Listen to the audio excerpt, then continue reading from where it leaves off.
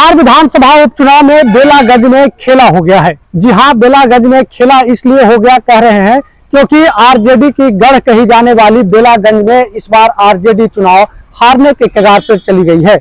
जी हां, आप बिल्कुल सही सुन पा रहे हैं। उपचुनाव को लेकर जो काउंटिंग हो रहा है, उस काउंटिंग में जो बढ़त बनाई गई है, वो बढ़त अब निर्णायक बढ़त बताई जा रही है। और बढ़त के अनुसार मनोरमा देवी जो जेडीयू के उम्मीदवार हैं, एनडीए के उम्मीदवार हैं, वो 21,366 मत से आगे चल रही हैं। कुल जो है मनोरमा देवी को 73,238 मत मिले, जबकि दूसरे नंबर पर रहने वाले आरजेडी के गढ़ कहे जाने वाले आरजेडी के उम्मीदवार विश्वनाथ कुमार सिंह को जो है वो 51,872 वोट मिले हैं। तो आपको बताते चले कि विश्वनाथ कुमार सिंह सुरेंद्र यादव के पुत्र हैं और लगातार 34 वर्षों तक वहां के विधायक रहे। कहा जाता था कि आरजेडी का गढ़ बेलागंज है, बेलागंज सुरेंद्र यादव का गढ़ है, लेकिन इस बार बेलागंज में खेला हो गया है। बेलागंज में क्योंकि खेला होने के पीछे जो रीजन बताए जा रहे हैं वो मोहम्मद अमजद की बताई जा रही है। अमजद जन स्वराज पार्टी के उम्मीदवार थे और उन्हें 17,268 मत मिले हैं। ये बहुत बड़ी बात है। जन स्वराज की कह सकते हैं कि शुरुआती रुझान जो है, शुरुआती जो यह चुनाव है, उपचुनाव, वो बहुत बेहतर है। इमामगंज में बेहतर चुनाव रहा, यहाँ जो है मतलब निर्णायक चुनाव रहा है। तो इस हिसाब से मतलब कह सकते हैं कि 17,268 मत अभी तक मोहम्मद अमजद को मिला है।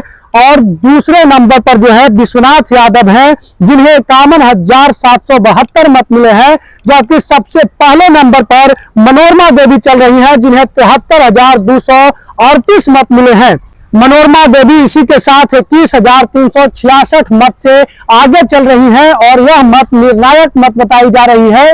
इस हिसाब से आप कह सकते हैं कि बेला में खेला हो गया, आरजेडी का गढ़ का फतह हो गया। आरजेडी का गढ़ बेलागंज इस बार मतलब कह सकते हैं कि आरजेडी हारने के कगार पर चली गई है। लगातार इस बात को लोग कह रहे थे कि बेला में बदलाव होगा, लेकिन राजनीतिक विश्लेषज्ञ मानते थे कि सुरेंद्र यादव डायरेक्ट चुनाव में कभी चुनाव नहीं हारते हैं, इसलिए उनके बेटे चुनावी मैदान में चुनाव नहीं हारेंगे, बेला में वो नहीं हारेंगे। और बेला जो आरजेडी का गढ़ था, वहां से विश्वनाथ कुमार सिंह की जीत होगी।